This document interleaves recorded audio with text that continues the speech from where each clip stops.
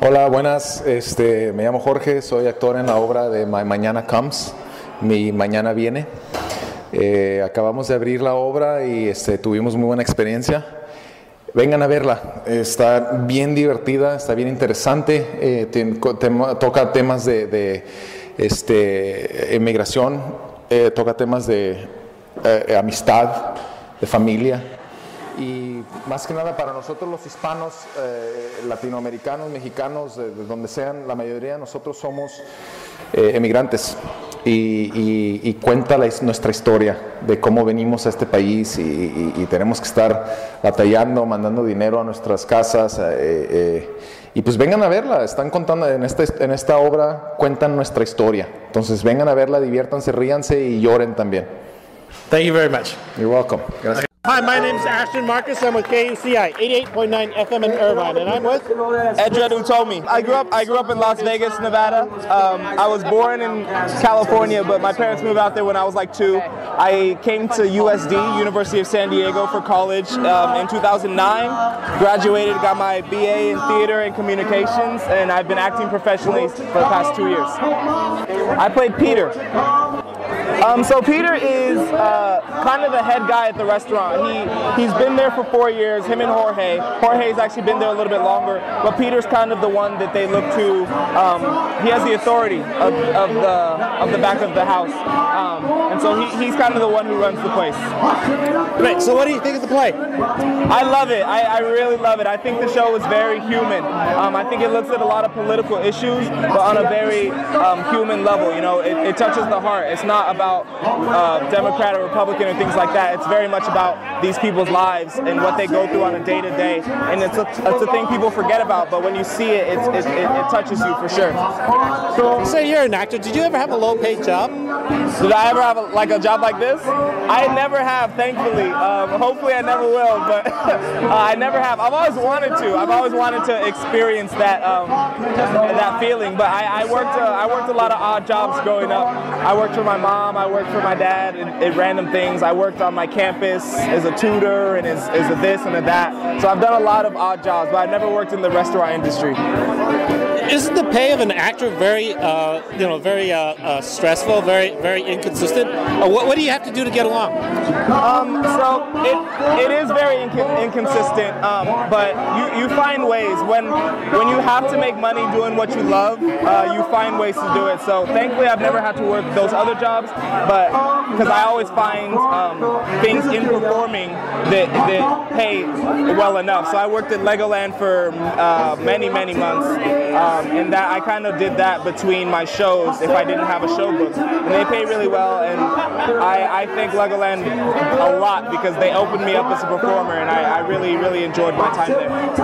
Great. A lot of my viewers are students, and they're community theater actors. What kind of advice can you give them to help them with their career? As actors? Yeah. I would say really stick with it. It is not something that is easy to do by any means. I have been very blessed to be able to work a lot this year, but it is something that I've been working towards and working very hard at. I'm at every audition. I'm constantly thinking about it, and I do it while I'm young. You know, my philosophy is I want to work this hard when I'm young and I have the energy to, so I don't have to in 10 years, in 15 years, in 20 years. So really just stick with it, believe in your dream, and I know it's so cliche, but really, like, I love what I do, and I would never trade it, and I work every day so hard so that I can keep doing what I love to do and not have to settle for something else. I don't want to settle. I want to live my dreams. So, yeah. Thank you very much for being on the show. I love your performance. Oh, thank you very much. Thanks for coming. I appreciate it. Thanks, man. Appreciate it. Hi, my name is Ashton Marcus. I'm with KUCI 88.9 FM in Irvine, and I'm here with Jose Martinez.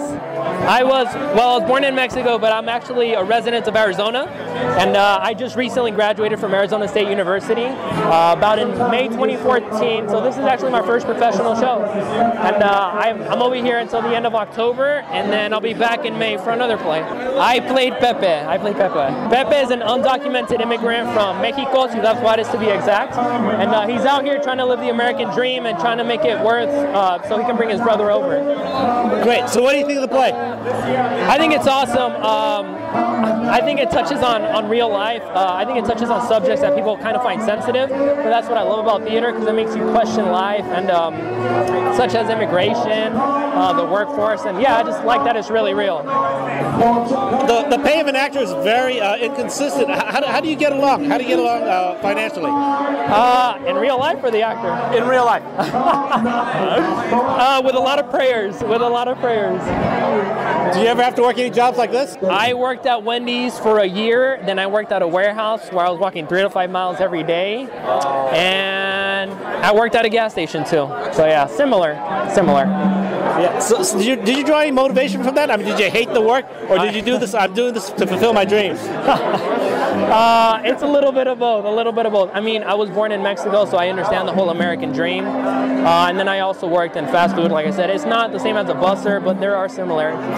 Yeah. So do you think you can survive as an actor, or are you going to think, well, maybe I'll just settle down, get a job in construction, or get a job as a bookkeeper? No. I don't know about this. No. I'm definitely going to continue as an actor. I love it. I wouldn't want anything else. Okay, a lot of people who listen to my show are students or the community theater actors. Is there any kind of advice you can give them to help along with their career? Yes, be confident in yourself, because who you are is what's going to get you work, and also network. I wouldn't have got this opportunity if it wasn't for a friend that I knew. So yeah. All right, I loved your performance. Thank you very much for being on the show. Thank you so much, sir. Thank you. Hi, this is Ashton Marcus. I'm with KUCI 88.9 FM in Irvine, and I'm with Delicia Turner Sonnenberg.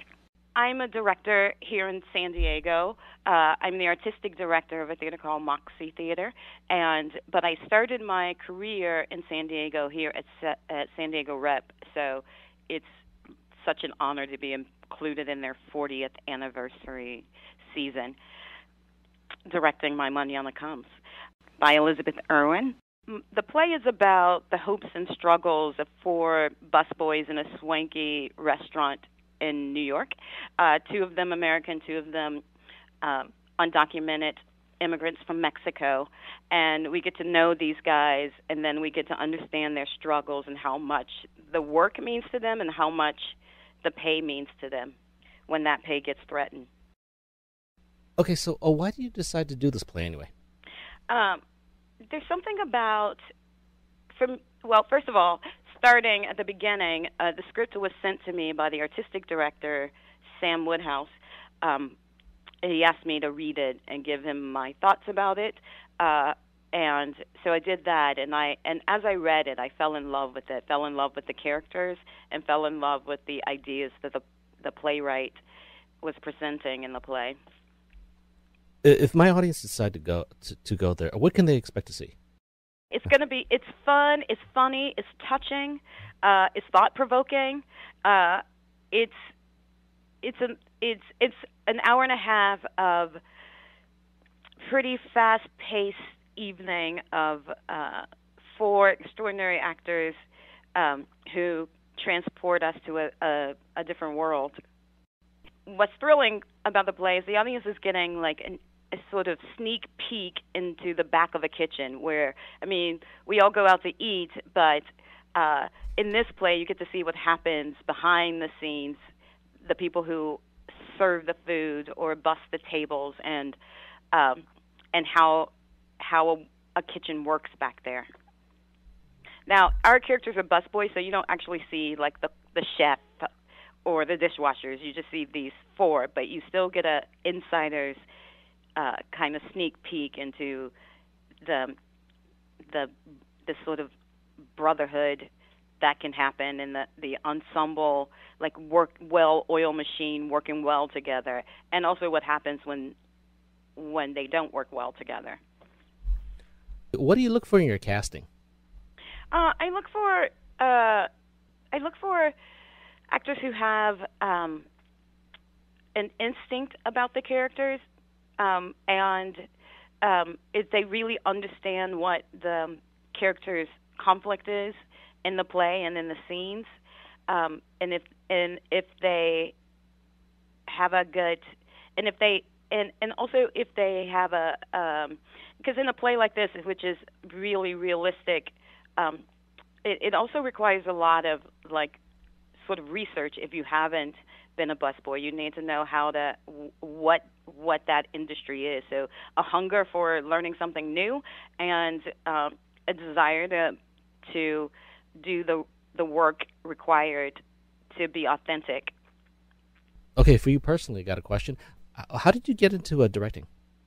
I fell in love with directing back in what my kids call the 1900s. when I was in high school, when I was a high school junior, I think in 1986 or 7, and I took a directing class in high school, and that's when I fell in love with directing. And so I studied it in college, and after undergrad at UT Austin, I moved to New York and did some directing fellowships there, and directed a few small things, and moved to San Diego, and continued to direct, and founded a theater. Oh, wow! Actually, being able to direct from college and then doing this must take a little bit of time, because it sounds like you just said, "Hey, I just want to be a director," and suddenly just fell from the sky, and I'm a director now. No, actually, what happened in high school, I took a directing class, and it was mostly all about play analysis. My school, my training was all about sort of understanding plays and playwrights. But at the same time, I had the opportunity for the show that we were producing in the department to be the assistant director, and I've been an assistant director a number of times. I also started my professional theater career as a stage manager, which allowed me to be in the room and work with a lot of different kinds of directors and see different processes from beginning to end, from rehearsal to production. And so some of it was learning in class, and some of it was learning through mentorship, and some of it was learning through experience. After someone does see your play, what would you like them to take away from it? I always hesitate to tell people what to take away, but what I really hope in my deepest heart is that when people see this play, and that they can start to put faces to things that are just ideas right now, like undocumented workers or livable wage, that what they take away is the human side of that struggle to live paycheck to paycheck. That people really do live on so little money, and have to feed their families. I'm Ashton Marcus. I'm with KUCI 88.9 FM in Irvine, and I'm on the line with... This is Jorge Rodriguez. I love the theater. I've done a lot of theater here in town in the past 3 years. Before that, I did some TV and film work, and I'm a family man. I got a wife and 3 kids, and have my own business as well. I'm from Mexico, and I came when I was about 21, and started building a life here. I'm playing the character named Jorge. Jorge is an illegal immigrant who's working as a busboy in a fancy restaurant in New York City. And he's basically here for just a short 4 years. His goal is to be here for 4 years to save enough money to build a home back in Mexico. So that's what he's doing. He's very close to reaching that 4-year mark when the play starts. And okay, so what do you think of the play? What do I think of the play? Yeah, I love the play. It's an amazing story about 4 busboys, about 4 cultures. Each busboy comes from a different culture, and how they come together and create camaraderie and become friends, and at the same time, since they're from 4 different cultures, conflict starts coming along, because people from different cultures handle things differently, and I love it because the playwright brings the theme of illegal immigration to the forefront, and without really picking a side, just showing basically all sides of illegal immigration, and I love that. Great. If one of my viewers decide to come by, or some of my viewers decide to come by and see the play, what can they expect to see? Well, they can expect to laugh a lot. It is very funny. It's not like slapstick humor. It's just a couple of the characters are very funny, the way they are in their lives, and they can expect to have a great time laughing and thinking, and I think that they're going to fall in love with some of the characters, and possibly, feel a lot, they may cry, they may laugh. It's got everything. So I got a question about you personally. Why did you decide to get into acting? I decided to get into acting because I used to watch TV and think, I think I could do what those guys are doing, and it was ignorant of me, but and also I feel like I needed something more than just a regular 9-to-5 job. Being an athlete growing up, after I stopped playing basketball, I felt like I still needed something to, not maybe compete at the time, just feel that extra adrenaline rush, I guess. And when I got into it, I just completely fell in love with it. So. Great. So you actually got into it late in life. A lot of the people I interview who are actors started when they were like 5 years old. So it's very interesting. Oh, yeah, I started late. Do you see any problems with that? Because obviously you deal with other actors, you have to interact with them. Do you see anything that any kind of benefits you have, or any kind of disadvantages you have compared to them? Yes and no. I mean, I've had a lot of success in the theater, even with starting late and not necessarily having conventional training, which most people in the theater have. Meaning, a degree in acting or an MFA in acting. I don't have conventional training. But I've been able to, build a career and be at a place where a lot of actors that do have training have. So, in the theater side, it hasn't really affected me much. In the TV and film side, I don't know if it's affected me. It's just, I guess it's just a matter of breaking in. And, had I started when I was 8 or 5 or 8, maybe I wouldn't have gotten the training that I got. Maybe I wouldn't have been interested in theater, which, gets your technique a lot stronger. So I don't think so. I think I'm good. I think I'm good. I used to think it would affect me, but no, I think I'm sitting well. Okay. Yeah, actually, again, I've spoken to a lot of a lot of other actors, and they say you still have to do a lot of, say, classes. You take master classes, you take workshops and all that. You go improv. It's not like you ever stop. It's not like you get your degree and then you've arrived. You still do that. Is that true? Absolutely. I think an actor should always continue to study. I do. I study with a teacher who teaches in LA and New York and all over the world, and whenever I get a chance to go see his class or to even work in his class, I do that just to refresh everything. And it's a great way, yeah, because you I don't want to say you forget a lot of things, but when you hear something again, and you just become more specific about your work, and that's, I think that's one thing that makes acting shine. Is when an actor is specific about what they're doing on stage. Because us in real life, we're specific about everything. My teacher has a saying that I love. He says, "Life is never general. Only bad actors are." And for me, I need to keep going back to class so I can remember to be specific and not be general in what I'm doing when I'm acting. Great. Yeah, actually, a lot of my viewers, my show is 100% theater. I cover I'd say 80 to 90% of all theater, from San Diego to all the way up to Los Angeles. Mm-hmm. So I cover actually a lot of community theater, actually. And a lot of them actually start late in life too, because if you're a community theater actor, some of them, obviously they don't get paid and they just do it for fun. Some of them are actually very serious actors. They have their MFA. They did all of that. But some of them are just getting into it. So again, you can give them some great advice about getting into acting late in life. What kind of advice would you give to them?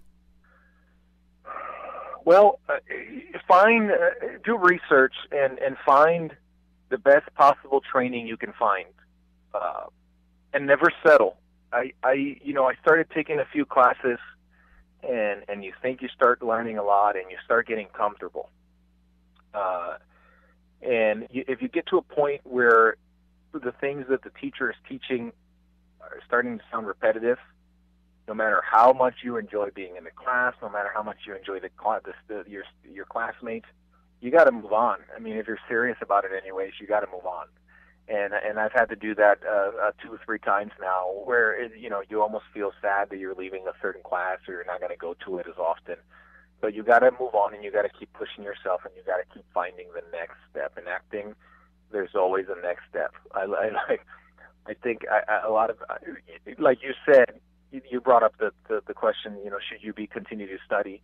I think it's crazy when actors go and get a degree in acting and never go to another class again because they're done. Well, no, you got to keep pushing yourself and pushing yourself. If Al Pacino still goes to acting class, then we all should be going to acting class constantly. So continue to push yourself, and as soon as you start feeling comfortable with something, it's probably time to start looking around for something to go deeper. Great. Actually, you're a very modest person, because for what you've done late in life, and now that you're in San Diego rep, that's actually a very big accomplishment. Well, thank you. Yeah, I'm very proud of what I've been able to accomplish later in life and in such a short period of time. But people have been very generous with me. Again, it's hard for a theater to hire someone that has no training, and people were able to, they opened their doors to me, and they gave me a chance, and I was able to kind of learn on the job as well too, a lot. So, I mean, yes, I've been able to accomplish these things, but at the same time, the rep believed in me. Other theaters here in town believed in me, the La Jolla Playhouse, Moxie. So I needed people to believe in me. So yes, I couldn't have done it without people being able to open their doors and also be willing to kind of teach me a little bit, because early on they were having to, hold my hand a little bit. So, yeah. I can't believe how modest you are. Do you know the La Jolla Playhouse is a Tony Award-winning play, and you actually acted in that? San Diego Rep is one of the largest theaters in San Diego. I mean, you've actually done a lot that you should be really proud of. Well, I am. I am. But I can't.